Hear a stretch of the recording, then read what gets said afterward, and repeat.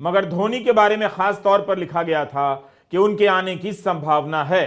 फिर 2 दिन में ऐसा क्या हो गया कि धोनी और कपिल देव को मैच में आमंत्रित नहीं किया गया।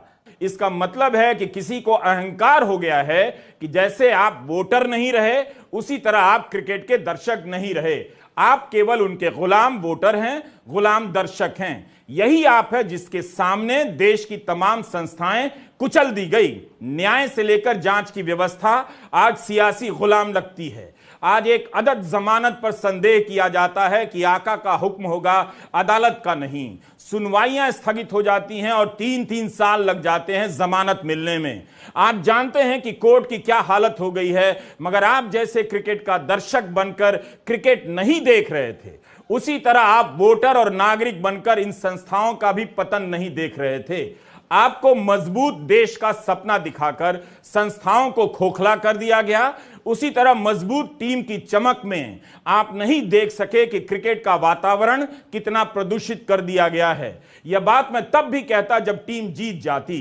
तब मैं कहता कि इस जीत के जश्न में यह ना भूला जाए कि आपके सामने पत्रकारिता से लेकर अदालत, अदालत से लेकर पुलिस और तमाम जांच एजेंसियों को रोक दिया गया है और फिर इनके बाद इन्हीं की मदद से जनता को रौंदा जाने लगा है। आज ये कहने दीजिए कि क्रिकेट के जरिए देश देखने वाले आप लोग अपने देश को भूल गए और जब क्रिकेट देखने गए तो क्रिकेट को भूल गए। लतीफे बन रहे हैं कि ईडी की टीम ऑस्ट्रेलिया के पीएम के यहां छापा मारने जा रही है। ऑस्ट्रेलिया के खिलाड़ी अमित शाह के संपर्क में हैं, दल बदल करने वाले हैं। यह केवल लतीफे नहीं हैं, आप भी जानते हैं कि इनका सच से वास्ता है। दुनिया ने भी इसे नोट कर लिया है। बीसीसीआई ने भारतीय क्रिकेट को कहां से कहां पहुंचा दिया, मगर इसके भीतर भ्रष्टाचार से लेकर राजनीतिक गुटबंदी भी पहुंच गई। आज इस संस्था का अहंकार देखिए कि इसके पास कपिल देव और 1983 की टीम के लिए सीट नहीं थी। ट्विटर पर लोग लिख रहे हैं कि कपिल देव को नहीं बुलाया गया, कपिल देव भी कह रहे हैं। लेकिन 1983 की जीत पर जो फिल्म बनी है उसमें कपिल का किरदार करने वाले अभिनेता को बुलाया गया। बीसीसीआई या आईसीसी जो भी जिम्मेदार है उसे साफ साफ बताना चाहिए कि कितने लोग बुलाए गए थे, उनमें फर्जी बाबा और पत्रकार कितने थे। सवाल आप क्रिकेट के फैन से भी है कि आपने यह सवाल क्यों नहीं पूछा। आपकी टीम लगातार जीत रही थी, आपको सिर्फ जीत से मतलब था, मगर उसके पीछे पीछे जो हार चली आ रही थी उसे आप नहीं देखना चाहते थे। 19 नवंबर को वह हार आपके सामने आकर खड़ी हो गई। क्रिकेट के आयोजकों को पूरी पारदर्शिता के साथ इसका जवाब देना चाहिए कि उनकी तरफ से कितने वीआईपी पास जारी हुए, कितने लोगों को बुलाया गया। कपिल देव से लेकर अन्य विजेता खिलाड़ियों को क्यों नहीं बुलाया गया। यह वो हार थी जो पहले दिन से नजर आ रही थी, मगर लोग देख नहीं रहे थे। मैच की शुरुआत नरेंद्र मोदी स्टेडियम में होती है, मैच का अंत नरेंद्र मोदी स्टेडियम में होता है। जब भी कैमरा स्टेडियम में बैठे लोगों की तरफ घूमता था, लगता रहा कि किसी राजनीतिक पार्टी का प्राइवेट कार्यक्रम है। अब क्यों बातें हो रही हैं कि पिच खराब थी, मैच कहीं और होना था, कोलकाता और मुंबई के दर्शक होते तो ऐसा नहीं होता। मैं चाहता हूं कि क्रिकेट के करोड़ों फैंस को इस पर सोचना चाहिए। आपकी हताशा समझ में आती है। दुनिया के दूसरे देशों में हार के बाद फैंस तोड़ फोड़ करने लग जाते हैं, मगर आपने वो सब नहीं किया।